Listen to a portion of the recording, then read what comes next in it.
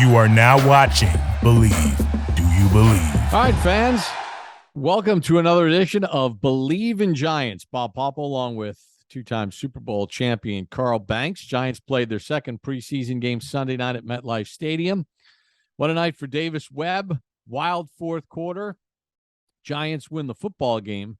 But Carl, before we get into the Giants' performance, and there were a lot of things in that performance that you got to really applaud the coaching staff for what they were able to do with that O-line.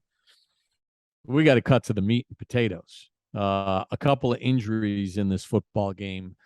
The Giants avoid a serious injury with Kayvon Thibodeaux, MCL sprain, couple of weeks, day-to-day, no surgery. ACL is intact.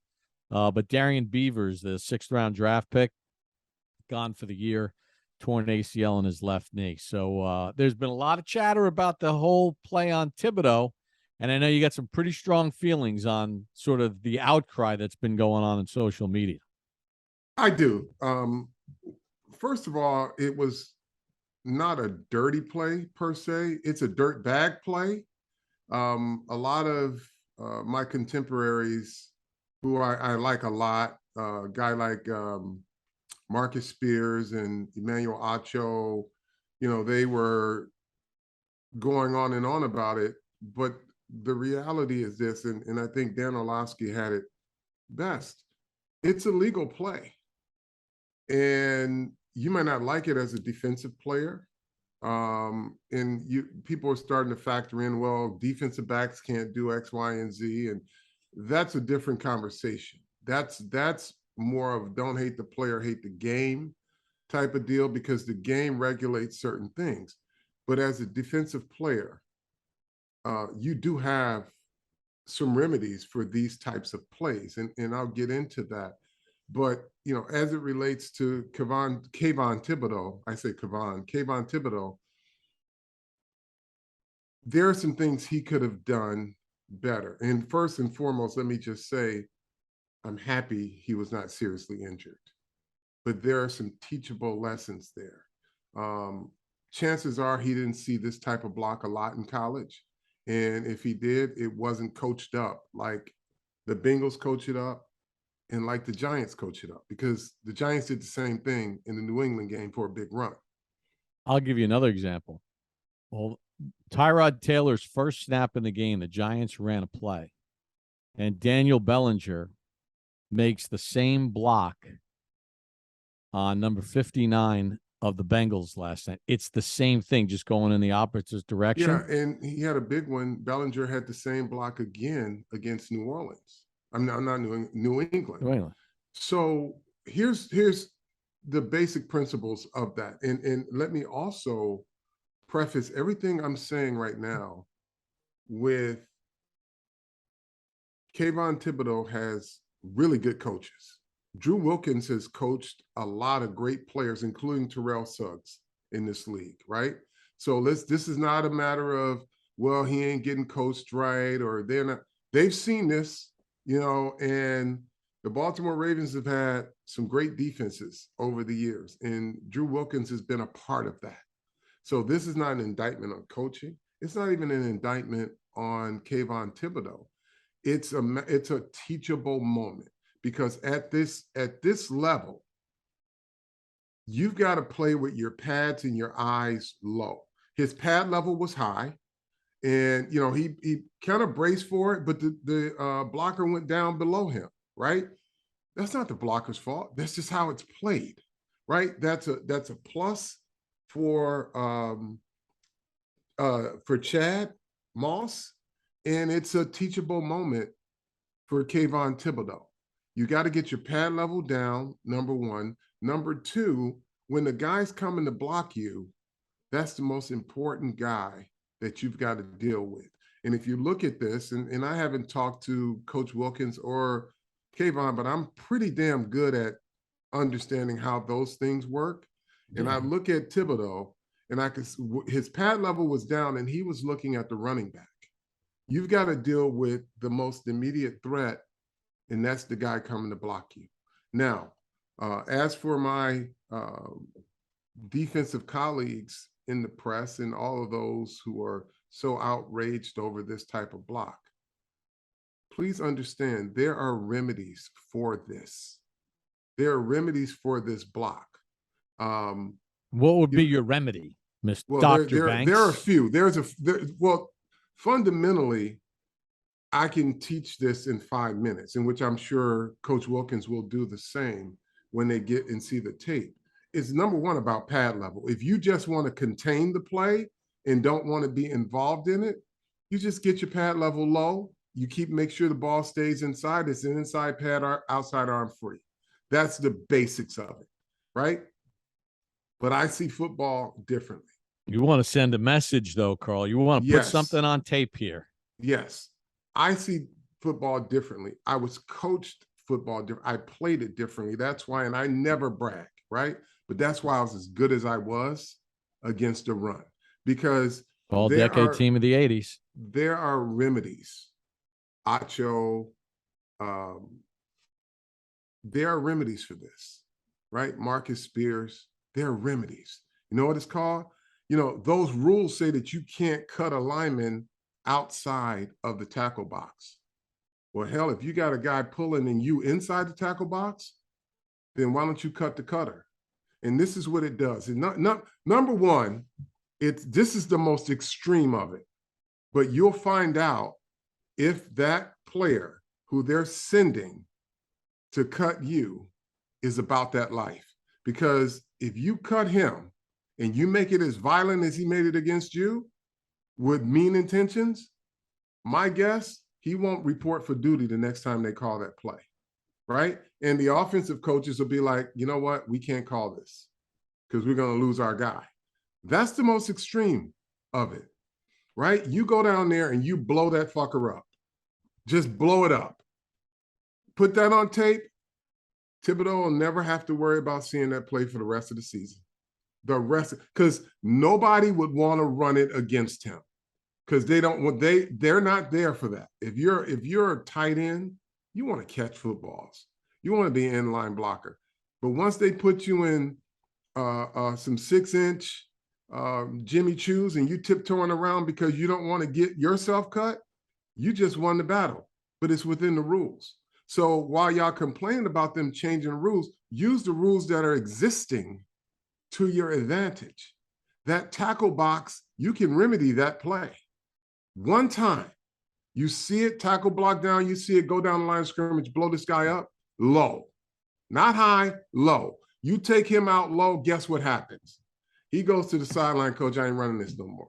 Or if the coach calls it, he gonna, like I say, gonna put on a pair of Jimmy Choos, and he's gonna tiptoe around. He's just gonna give it the old, you know what, college I tried. Yeah. I got a piece of him. But he's not going in there with the same bad but the one thing intentions. he's going to do, he's going to make sure that you don't take him out, right? So that's your most extreme remedy, Marcus and Emmanuel. Like those rules are in place for you too. You can't, if he's outside the tackle box, you can't cut him. But if he's in tackle to tackle, it's free game, baby. He wants you, you want him. That's how you play this, right? You don't become the defensive guy, you become the aggressive defender. And that's how you play defense. Like there are rules in place and you looking at them as they're penalizing me. No, they're not penalizing you. They're giving you a chance to even the score if you look at it that way, right? But if you look at it as a defender who the rules are against me, you're never going to have success against this play. So you look at that tackle to tackle, free game, remedy that play, you're done, he's done, they don't run it anymore. Because that guy's probably laying on the ground now saying, damn, he hit my knees, right? Fair game. I was supposed to get him low. He got me even lower. He got me, he saw it coming and he got me, he blew up the play, right? It's what you put on tape. It's what you put on tape, Carl. I mean, you hear the discourages everybody. You hear coaches talk about it all the time, what you put on tape, and then everybody's seeing it, everybody's studying it as they prepare for you. And you don't want to have on tape passive. You want to have on tape aggressive, delivering the blow. Now, The less aggressive deterrent is that you just get your pads low. You get your pads low. You just do your job as it's designed. You want to contain inside shoulder, outside arm free, but you still don't just take the blow. You deliver the blow. If he's coming and he goes low, you go low, little forearm to the helmet.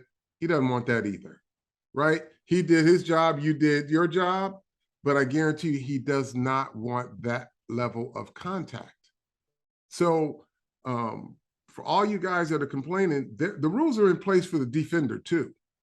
If a guy wants to cut you inside from tackle to tackle, there's nothing that says you can't do the same to him in defense of the play, right? So just go in there and blow him up.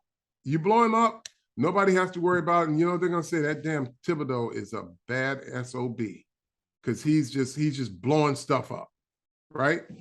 That's what you have to do, because the next guy that they put in there is not going to want to do it because he saw it on tape. The next team is not going to want to do it because he saw it on tape. But then once you got that on tape, then you now control the situation. There are going to be times where you may not even have to take on the guy because he's afraid that you're going to blow him up. You might be able to run right by him and make the play. There's so many things that you can use to your advantage once you understand fundamentally how you should play a play like that, and understand that the rules favor you as much as they do the offense. So, for Guy, and look, this is not a diss to Marcus Spears or to Emmanuel Acho, who played defense and guys I really like. But if you want to play it at a different level, you want to play it at a level where they have to respect what you do, then you go in there and use that rule to your advantage. And those coaches, that running backs coach, the tight ends coach, the offensive coordinator, they're going to all get on that headset and say, we're not running that no more. Can't run that no more. Unfortunate about Beavers. Really liked what I saw.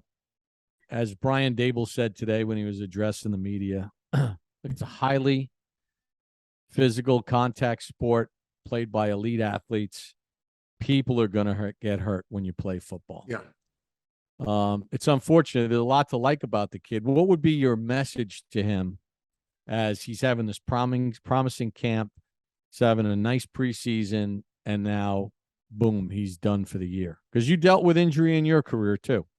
Sure. Unfortunately, I didn't have a torn ligament, well, that I knew of anyway. Right. Yeah, they didn't have the MRI machine back then. Right. So with Darien Beavers, first, again, I'm hearing a lot of people talk about the surface at MetLife, and they're not wrong. I think there could be a better surface, but that injury would not been the outcome would not have been any different, in my opinion, if it were grass or a different surface. Reason being is Beavers took on about 500 pounds with one leg. So he's stepping up to make the tackle, and another giant defender is on the running back's back. So all that avalanche is coming on him, and something had to give. Even if he were on grass, that grass was going to give, but that knee also, it was just the way it was. And that's just unfortunate that it happened that way. And I just encourage him to just pick up where he left off, and that's something that he can speak to Blake Martinez about. He'll be able to talk to Saquon Barkley about it. There's, once you get the surgery, just work to be the best you can. Just never lose your instincts or your courage. So I want to go to situational football because I had a chance to watch the coaches tape, and our buddy Brian Baldinger on his Baldy breakdowns did something on it as well. But I wanted to watch the coaches tape at the facility. And you think about situational football. It's the end of the game. Cincinnati's out of timeouts. There's limited time on the clock. There's only a couple seconds left in the game. So they have to go quick. They have to go to the outside. They got to get out of bounds to get in range to try a long field goal in this situation. Can't use the middle of the field or anything. So Wink Martindale, he has Quincy Roche on the right side of the defense, just standing along the sideline about 10 yards off the ball. And he's got Tamon Fox on the left side of the defense, the right side of the offense, just hanging out on the sideline. Almost looks like he's not even in the game. He's that close to the sideline, but he's eligible because he's checked in, whatever. It's not like he went off the field and snuck back on. And then they had 3 safeties and a diamond deep. So as the ball gets snapped and there's a receiver coming out toward Roche, he never moves. He stays exactly where he needs to be in case that guy breaks to the outside and the quarterback throws it to him. He's going to come flying up and make sure that guy doesn't get out of bounds. He never moves. Now on the other side, Tamon Fox sees that the quarterback immediately is looking his way, and no one even sees him. The lead blocker's looking at the corner on the outside. Sure. The running back has no idea. It must have looked like just a guy standing on the bench because I think that it was on that hash too, so it made it even sure. That was some awesome situational football defensive alignment. Well, they coached it up well, but just understanding, like you said, situations. And that's what makes Wink Martindale and his staff so competent at what they do, because this is maybe, a lot of people probably are saying, why did they reveal that in the regular season? I mean, the preseason, not regular, save it for the regular season. But you got to coach these things up. You need to get it on tape too. So now his players, they can teach from this with their players, but also the opponent. This is a basic fundamental thing. We're not giving you the out. We're not letting you throw an out cut, and our guy is not going to keep you in bounds. So now it's going to force you to have to hit something in the middle of the field or deeper and behind that guy. So, and that eats up time. So I just thought it was the most beautifully executed play for that situation. And I listen, I think the world of Wink Martindale, and I just love watching the way he coach and how the players play for him. But just little things like that tells you there's more in his bag than meets the eye. And I was thinking about it as it happened, and then reflecting on it after the game. And you and I were on the call. This is going back like 4 years ago or 5 years ago. I think Pat Shurmur was the head coach for one of them. And maybe it was McAdoo in 17 or whatever. But if in back-to-back years, the Giants lost a game in Philadelphia and a game in Carolina on these ridiculously long field goals at the end of the game. One was a Graham Gano kick. I can't remember who the kid was on Philadelphia. He wasn't even like their regular kicker. And it was like the one thing they couldn't do was allow a pass to the sideline. And if you remember, the Eagles and the Panthers in back-to-back years did it, and the Giants lost 2 games of walk-off like 58, 59-yard field goals. And when I saw that last night, I'm like, damn. That's good. Like, I remember I think Jackrabbit was like pointing at one guy, and they were all like pointing at each other. And it's like, come on, high school football teams know that. This is the one play you can't allow, the sideline pass. But in theory, it's what you can't allow, but in practice, it happens all the time. I mean, in practical situations. But the beauty is you're standing a guy up. If the sideline's standing up and the quarterback glances over there, at first glance, he doesn't see a guy standing there either. He just sees the sideline because the guy is within, that whatever area to be on the field. So the quarterback's probably thinking, oh, we got this one. And boom, it gets blown up. I thought it was just a great play. And, there's a video that's posted of Fox's mother just out of her mind screaming like, that's my boy, that's my boy. It's great if you guys get a chance to see it. It's on the Giants social media. Yeah, it is just so incredible. I want to get to a couple other things, just some takeaways from the game. But first, BetOnline is the fastest and easiest way to wager on all your favorite sports, contests, and events with first-to-market odds and lines. Find reviews and news for every league, including Major League Baseball, NFL, NBA, NHL, combat sports, esports, even golf. BetOnline continues to be the top online resource for all your sports information, from live in-game betting, props, and futures.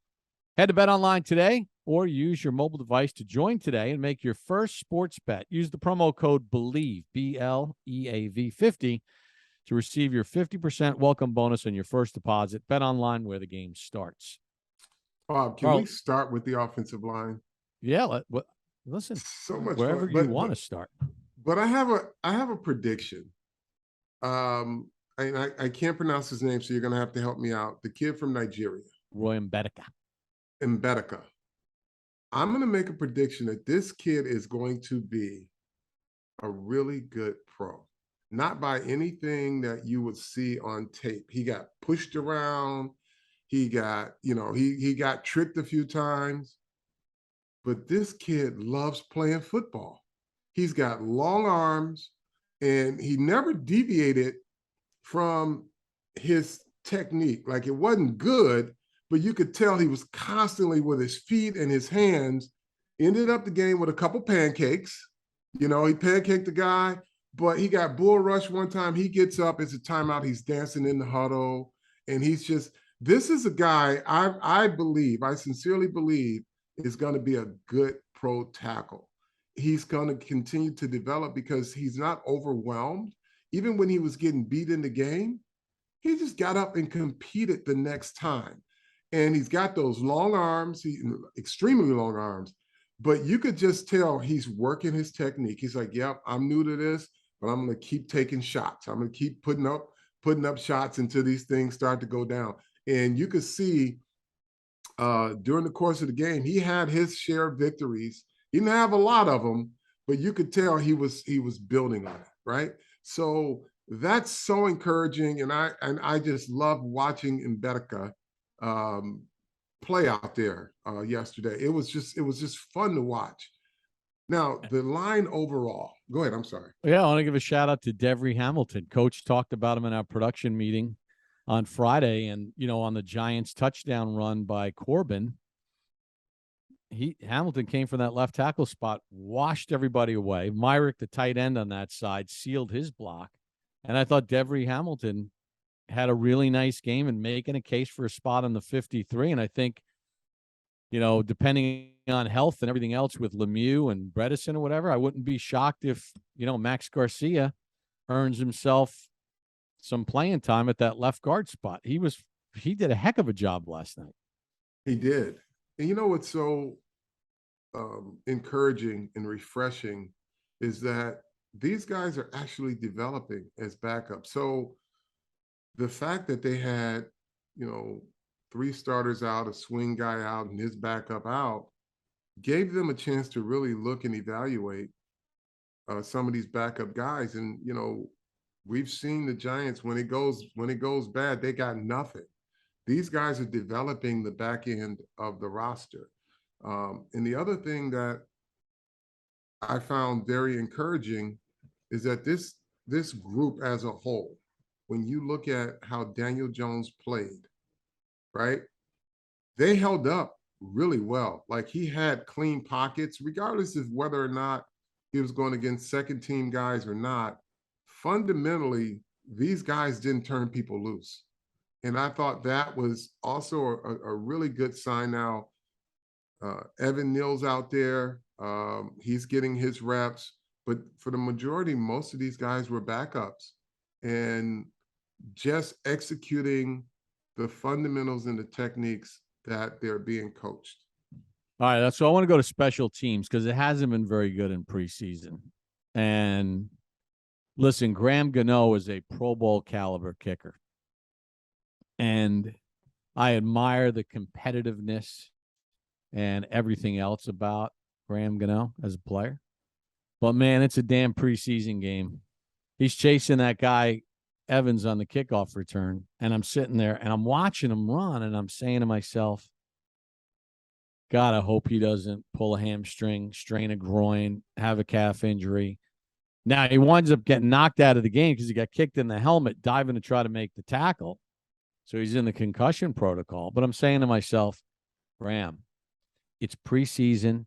It doesn't go on your record as a kickoff return against you. I know you got pride as a pro and you're a great player. Let the guy go. Just let the guy go. Yes let him and go no. and don't put Yes yourself and at no. risk. I agree. I'm not going to disagree with you.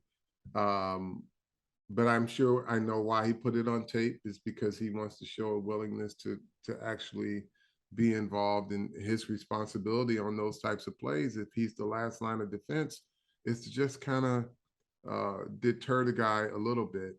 But on that very same play, Cam Brown, Yeah. Cam, 6'5", 200 and whatever he is, walked him down and saved a touchdown and actually saved points for that drive. Yeah, because they held And him to a field goal.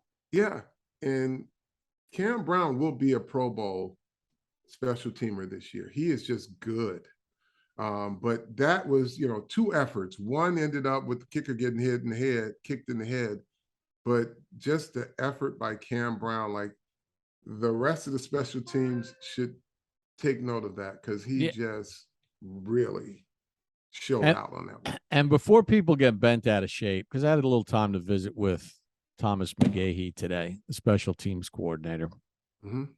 And, with them trying to cultivate this roster and with so many starters or frontline backups, out of the game and they're just mixing and match. He goes, look, we're not scheming anything. Right. We're not running anything. He goes, we got new guys on the roster. We got new guys in our program. We just want to see if these guys are willing to run down there and go make a play. Right. Because I know, you and I have talked about it, and Coach Daboll talked about it, at halftime with Bruce Beck, when he does the interview, and he's mentioned it after game. Special teams has to get better. Obviously, it has to get better. Sure.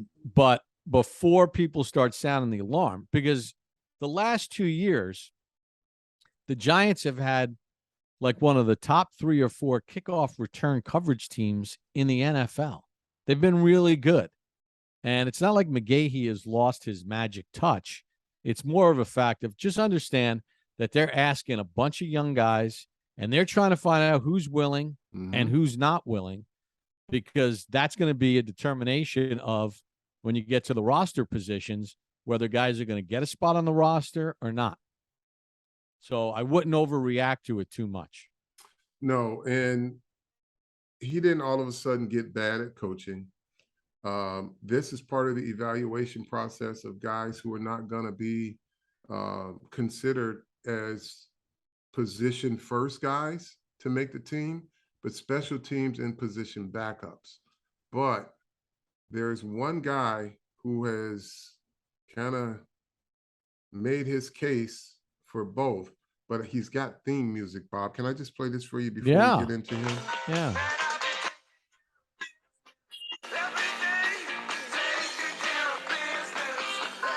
Is that Bachman Turner Overdrive? Are you referring to Alex Bachman? Alex Bachman. He was working overtime, I'll tell you that. Hey, look, taking care of business, man. Like, he has made a case both on specials and on regular reps because he was on fire. During the course of the game, he made special teams plays, but he had some day. He had a great day. Davis Webb was feeling it. He was slinging it all over the field. And I think, listen, CJ Board, who's been a returner, he had the rib injury, had the fumble.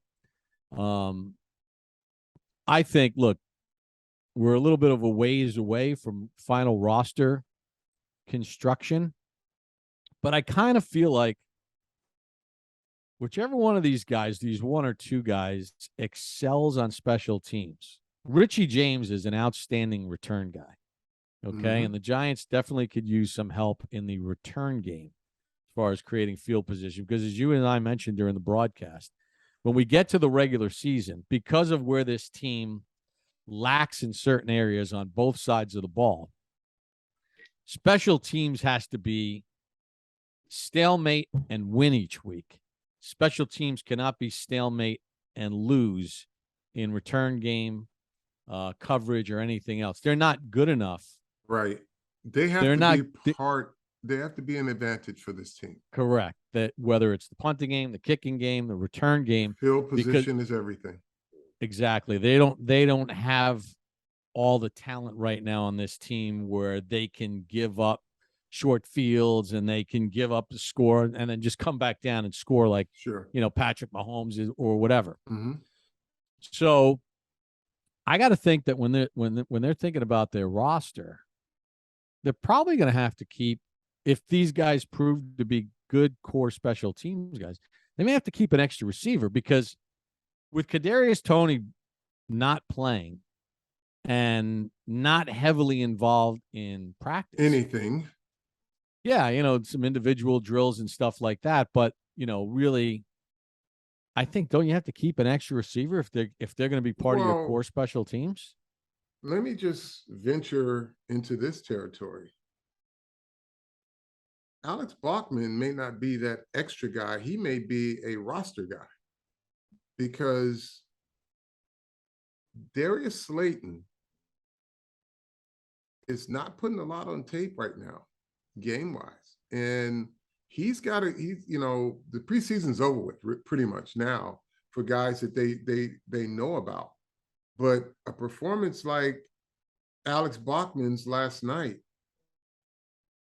we already know he can play special teams. But the level of execution that he had in his performance in game, that's got a few guys' eyes open. Knows Cole Beasley, talked to Cole Beasley about Daboll's system. So there's some familiarity. And now I'm going to tell you this. If you can execute within this offense and there's a familiarity with it, I can assure you Brian Daboll's going to like you a lot. Mm-hmm. Because if one of his frontline guys goes down, hey, get Bachman in there. He knows exactly what to do, and he'll catch the football. He'll run good routes. He'll be where he's supposed to be. Or there may be a package for him. This is an offensive-centric team. Like, we fall in love with everything we've seen from the run game, and I'm sure they're going to use it. But that ratio ain't going to be 50-50. It's going to lean heavily more towards pass than run. And, having a guy like that who can be a rotational player, or who can actually be, he was basically he was a feature guy for Davis Webb, and he came through. So if you're a guy like Darius Slayton, you're probably saying to yourself, I got to figure this out.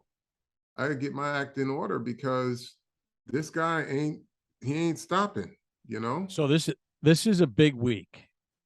Now, this is my final little point here. This is a big week, and I'll tell you why. You got the last preseason game at the Jets, but you got the one day of joint practice with the Jets on Thursday. Mm-hmm.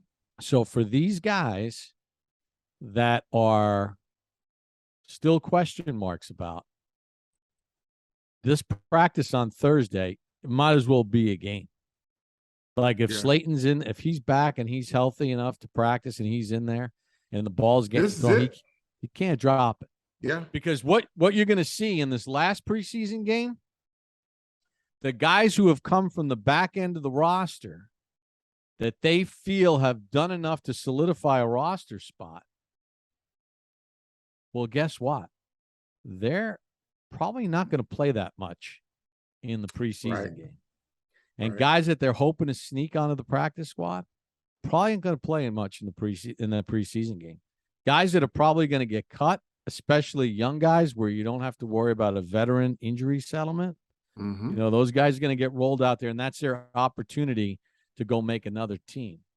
Yep. And then there's some guys that are veteran guys that, either are going to be trade bait or they're going to just want to make sure they don't have to pay him an injury settlement. Yeah.